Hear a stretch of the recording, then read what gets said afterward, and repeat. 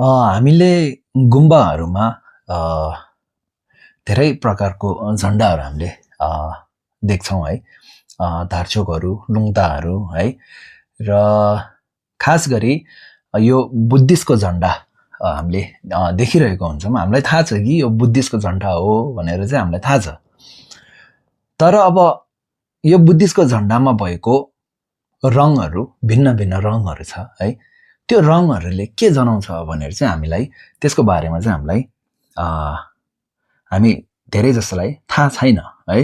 र त्यसैले चाहिँ आजको यस भिडियोमा चाहिँ म बुद्धिस्ट झन्डा, बुद्धको झन्डा, त्यसमा भएको 6वटा रङहरूको चाहिँ विषयमा भन्नेछु है। र सर्वप्रथम नमस्ते, टासिदेलाई, फ्याबुला, छाजालो, म जोर्डेन गुरुङ। तपाईहरु सबैजनालाई आजको यस भिडियोमा स्वागत गर्दछु। र अब जब सिद्धार्थ गौतमले बोधगयामा पिपलको बोटमुनि तपस्या गर्नुभयो र बुद्धता प्राप्त गर्नुभयो, त्यति बेला 6वटा भिन्न भिन्न प्रकाशको रङहरू देखियो है। र त्यही कुरालाई जनाउन हाम्रो बुद्धिस्टको झन्डामा पनि यी 6वटा भिन्न भिन्न रङ भएको हो। र यो झन्डा पहिलोपल्ट श्रीलङ्कामा देखियो भने पछि गएर देश विदेशमा अब बुद्ध धर्म मान्ने ठाउँहरूमा यो झन्डा हामीले देखिन थालेको हो। र अब यसमा भएको 6वटा रङहरू के त हुन् भन्दा नीलो, पहेँलो, रातो, सेतो, सुन्तला रङ र अनि यी सबै एक ठाउँमा भएको रङ है। र अब अघि मैले भने चाहिँ जब सिद्धार्थ गौतमले बुद्धता प्राप्त गर्नुभयो त्यस बेला उहाँको शरीरबाट निस्केको यी 6वटा प्रकाशको रङहरूको अर्थ जनाउँछ यो 6वटा रङले चाहिँ है। र अब सबभन्दा अगाडि भएको पहिलो नीलो रङ। अब त्यो नीलो रङले के बुझाउँछ भन्दाखेरि गौतम बुद्धले बुद्धता प्राप्त गर्ने बेला उहाँको कपालबाट नीलो प्रकाश आएको रहेछ र त्यसले संसारको सारा प्राणीहरूप्रति गौतम बुद्धको माया र करुणा भएको बुझ्न सकिन्छ भने यो झन्डामा भएको नीलो रङले संसारको माया र करुणा जनाउँदो रहेछ है। अब दोस्रो रङ पहेँलो रङ। पहेँलो रङले के जनाउँदो रहेछ भन्दाखेरि बुद्धले बुद्धता प्राप्त गर्ने बेला उहाँको शरीरको छालाबाट पहेँलो रङको प्रकाश आएको रहेछ र त्यसले गौतम बुद्धले 2 प्रकारको अन्त त्यागेर मध्य मार्गमा चाहिँ हिँड्नु भएर अनि बुद्धता प्राप्त गरेको जनाउँछ। र यस झन्डामा भएको पहिलो रङले मध्य मार्ग जनाउँछ। र तेस्रो रातो रङ।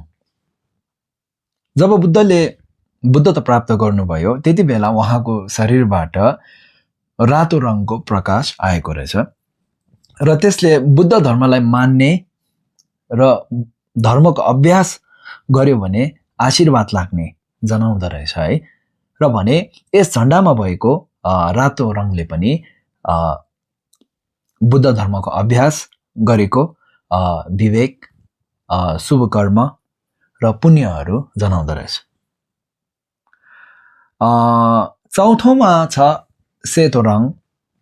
अब सेतो रङले के जनाउँदो रहेछ भन्दाखेरि जब बुद्धले बुद्धता प्राप्त गरे त्यति बेला उहाँको शरीरको हड्डी र दाँतबाट चाहिँ सेतो रङको प्रकाश आएको रहेछ।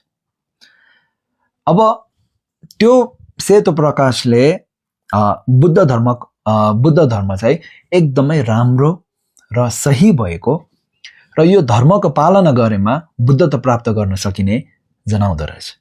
भने यस झन्डामा भएको सेतो रङले पनि बुद्ध धर्ममा केही दोष, गल्ती र कमी नभएको र सही पालना गरेमा बुद्धता प्राप्त गर्न सकिने जनाउँदो रहेछ। अब 5औँमा छ सुन्तला रङ है, ओरेन्ज। र जब अब यसले के जनाउँछ भन्दाखेरि जब बुद्धले बुद्धता प्राप्त गरे त्यति बेला उहाँको हात, खुट्टा र ओठबाट चाहिँ सुन्तला रङको प्रकाश आएको रहेछ है। र त्यसले बुद्ध धर्म एकदमै अटल र स्थिर भएको जनाउँदो रहेछ। र भने यस झन्डामा भएको सुन्तला रङले बुद्ध धर्मको मूल तत्त्व यानि बल र शक्ति जनाउँदो रहेछ। र अन्तिममा सबै एक ठाउँमा भएको रङले के जनाउँदो रहेछ त भन्दाखेरि बुद्ध धर्म नै सबैभन्दा सही हो भन्ने जनाउँदो रहेछ है। र अब खास गरी यो जुन बुद्धको झन्डा यानि बुद्धिस्ट झन्डा छ, यसको खास अब अर्थ नै के हो भन्दा यसले खास के जनाउँदो रहेछ भन्दाखेरि विश्वास र शान्ति जनाउँदो रहेछ है।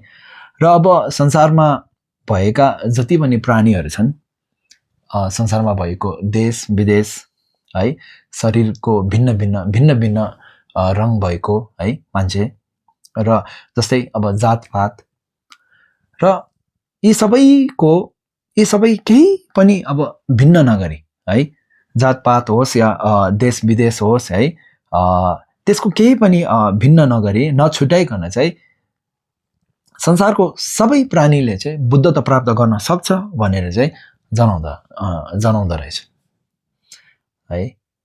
अब यस्तो होइन कि तपाईँ हिन्दू हो, तपाईँ बुद्ध धर्म मान्नुहुन्न, तपाईँ बुद्धिस्ट होइन भन्दैमा तपाईँले बुद्धता प्राप्त नगर्ने होइन है। तपाईँ अब मुस्लिम हो भन्दैमा तपाईँले बुद्धता प्राप्त नगर्ने होइन रे है। तपाईँ क्रिस्चियन हो भन्दैमा तपाईँले बुद्धता प्राप्त नगर्ने होइन रे। संसारमा जति पनि प्राणीहरू छन्, चाहे त्यो मान्छे होस् है, चाहे त्यो पशुपन्छी होस् है, जुनै पनि प्राणीले सबैमा बुद्धता प्राप्त गर्ने क्षमता छ भनेर चाहिँ यो झन्डाले जनाउँछ भनेर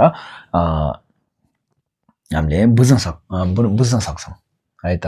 र आज चाहिँ मैले यो बुद्धको झन्डा, हामीले देखिरहेको बुद्धको झन्डाको बारेमा चाहिँ मैले भन्ने प्रयास गरेको हो है। र त्यसै गरी अब धर्म सम्बन्धित अरू केही कुराहरू जान्नु मन छ भने तपाईँहरूलाई तल कमेन्टमा लेख्नु होला। म सकेसम्म प्रयास गरौँला है। आज पनि मैले प्रयास गरेको हुँ है, जति सक्दो तपाईँहरूलाई बुझाउने प्रयास गरेको हुँ। र त्यसै गरी फेरि पनि धर्म सम्बन्धित अर्को भिडियो बनाउने छु, त्यति बेला फेरि भेटौँला। र भिडियोको अन्तिमसम्म हेरिदिनु भएकोमा एकदमै धन्यवाद है। हस् त अनि।